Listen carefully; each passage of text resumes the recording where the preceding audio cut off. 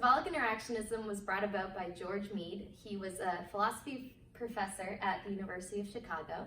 And there's three main principles to symbolic interactionism. There's meaning, language, and thinking. Right, and meaning is this whole idea that we treat people and act towards things based on the meaning that we assign to them.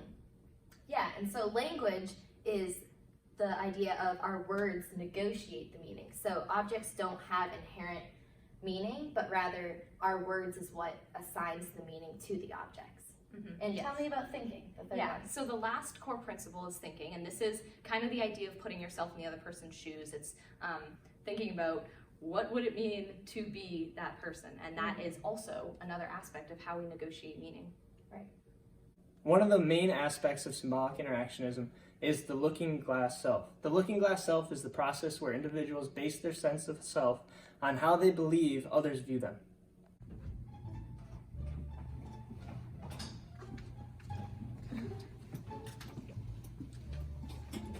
That bucket hat's fire!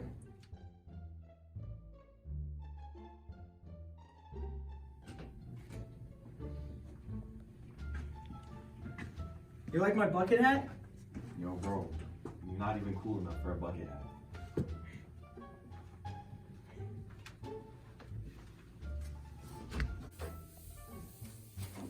Hi, sweetie, how was school today? It was alright. You can wear your new bucket hat. Do your friends love it? I'm not cool enough to wear a bucket hat, Mom. I think you are. Why do you say that? This cool kid at school named Will, he told me I'm not cool enough. Because Mikey valued my opinion, his perspectives of himself changed. Because I told him he wasn't cool enough to wear a bucket hat, Mike took it as him not being cool enough in general. So the generalized other is actually very similar to the looking glass self. The looking glass self takes the opinions of significant others and puts it on themselves, whereas the generalized other takes the opinions of society. So what society expects from a person, and then the person builds their identity off of that. Yo, you go to the party? Yo, I'm going to the On party. Friday It's at the Smith's house. Yo, are you going to the party? It's Yeah, gonna bro, be I'm sending out the lit. invites Oh my right now. Are you for real? Yeah, bro. It's Come gonna on. be wild. Wait. Should we invite Emily? She's a Christian, so I don't know if she... She's definitely have fun boring. like She, that. she doesn't want to go. Yeah, it's okay. She's gonna be a party pooper for sure. Yeah, she's not into that stuff. No. No. That's why she's not on this list. Oh, I made sure she was on for this. true. Christians can't have fun? I don't understand. I thought I'd had fun before, but maybe it was all a mistake. Maybe it wasn't actually fun. Maybe they're right that Christians can't have fun. Because society views Christians as not being fun, Emily questioned whether or not she was a fun person. Another aspect of symbolic interactionism is the responsive I. The responsive I is the identity of our I is formed by the way we respond to others. All right, you're about to go into this job interview. You've got this. You're confident. You're smooth as ice. We can do this. We're going to do well. Let's do it.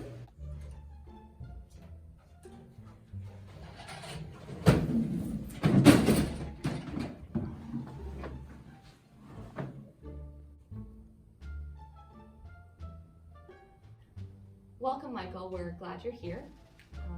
To begin this interview, we would just like for you to tell us a little bit about yourself. What makes you prepared for this job? I'm very hardworking. I have great attention to detail. One time when I was a kid, I was given a penny and I didn't know what to do with it. I thought it was one of those coin chocolate things, so I ate it. I found it in the toilet, but it was because I have great attention to detail. I'm able to notice stuff like that, right? So I don't know what you want to do with that. I can put that on your side of the table. But I think that is just something that you might want to consider. So tell us, what made you apply here? All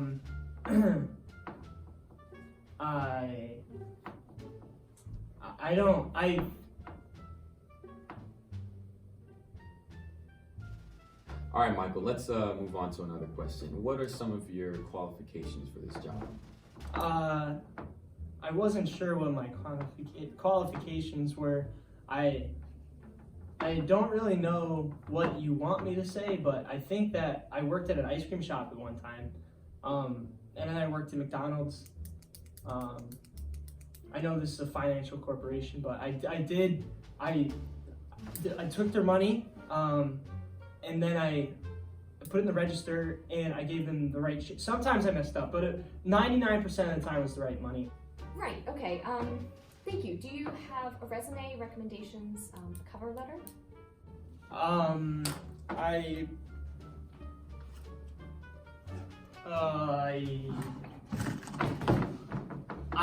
don't think I do, but I have a story, and I have a reason. So I had pasta sauce on the paper, and then when I got back, I know it sounds ridiculous, I brought it back, and I went to get a resume at Jenks Library, you know that, at Jordan College, and then I went and I forgot it, but I can print it.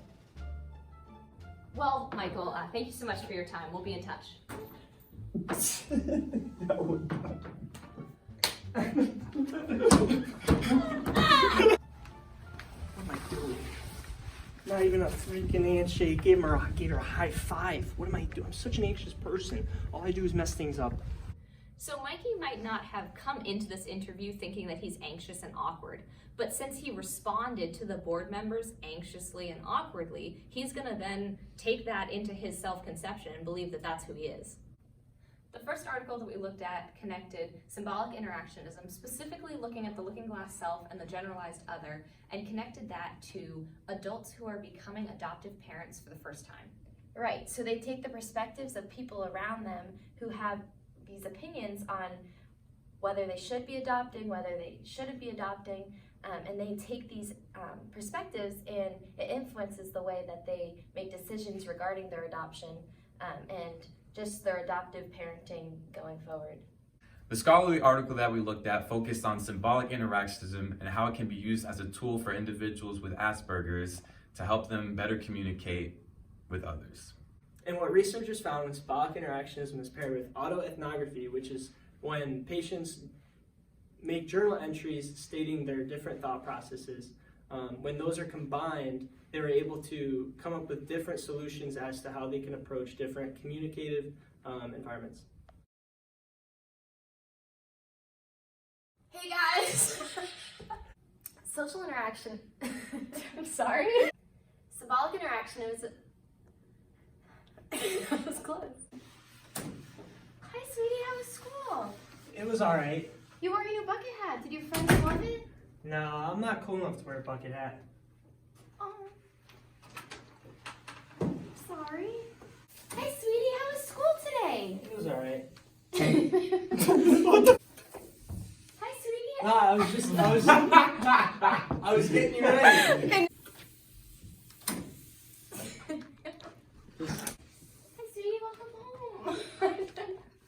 Because Mikey valued my opinion, perspectives of himself changed because what? Wait, oh, right. What are some of your qualifications for this job? And then I switch it. Because society believes that Christians can't have fun, Emily then took that and was like, oh my goodness. Then doesn't know if she can be fun or not. She thinks, oh no, I'm a Christian. Because society believes that Christians can't have fun, Emily then was like, Is it fun? Yeah. Welcome, Michael. I put that on your side of the table, but I think that is just something that you might want to consider.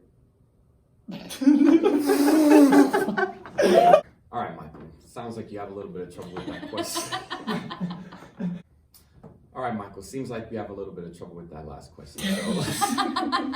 So. I did work at an ice cream shop at one point, but it wasn't really my thing. I kind of milked it.